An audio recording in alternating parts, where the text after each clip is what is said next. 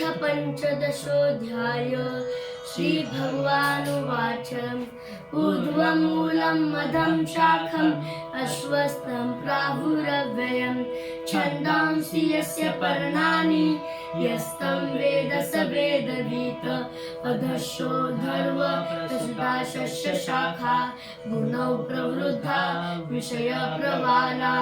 अधश्च मूलान्यनुसन्ततानि कर्मानुबन्धीनि मनुष्यलोके न रूपमस्येह तथोपलभ्यते नान्तो न चाद्यि न च सम्प्रतिष्ठा अश्वत्थमेनं सुविरूढमूलम् असङ्गशस्त्रेण दृढेन चित्वा तत्पदं तत्परिमार्गितव्यं यस्मिन् गता न निवर्तन्ति भूय तमेव चाद्यं पुरुषं प्रपादे यथा प्रवृत्ति प्रसृता पुराणी निर्माणमोहाजितसङ्गदोषा अध्यात्मनित्या विनिवृत्तकामा द्वन्द्वैर्विमुक्ता सुखदुःखसंज्ञै गच्छन्तमूढा पदमव्ययं तत् न तद्भासयते सूर्यो न शशाङ्को न पावकः यद्गत्वा न निवर्तन्ते तद्धामं परमं मम ममैवांशो जीवलोके जीवभूतः सनातनः मनसष्टानि इन्द्रियाणि प्रकृतिस्थानि कर्षति शरीरं यद्वाप्नोति यच्चाप्युत्क्रामतीश्वर बृहद्वैतानि संयान्ति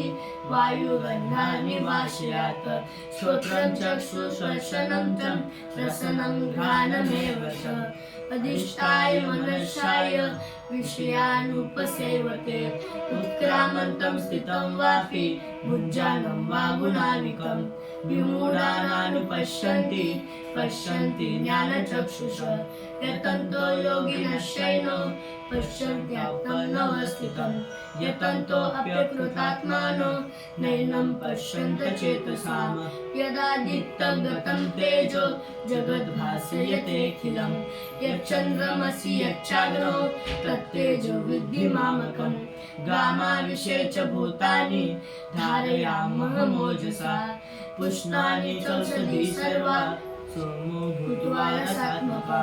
अहं वैश्वानरो भूत्वा प्राणिनां देहमाश्रितः प्राणापानसमायुक्तः पञ्चमन्यं चतुर्विधं सर्वस्य चाहं हृदि सन्निविष्टो मत्तस्मृतिज्ञानमपोहनं च वेदे च सर्वैरहमेव वेद्यो वेदान्तकृद्वेदविदेव चाहं द्वामिमं पुरुषो लोके क्षरक्षाक्षर एव च सर्वाणि भूतानि कुटस्थोऽक्षर उच्यते उत्तमं पुरुषस्तम्यं परमात्मेतुदारूप यो लोकत्रयमाविश्य विभर्तव्येश्वर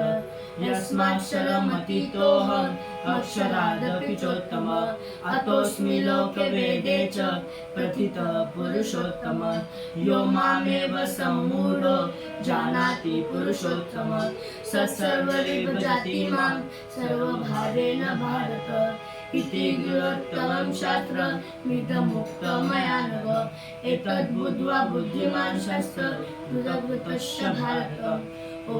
तत्सदिति श्रीमद्भगवद्गीतासूपनिषत्सु ब्रह्मविद्यायां योगशास्त्रे श्रीकृष्णार्जुनसंवादे पुरुषोत्तमयोगे नाम पञ्चदशोऽध्यायः सम्पूर्णम्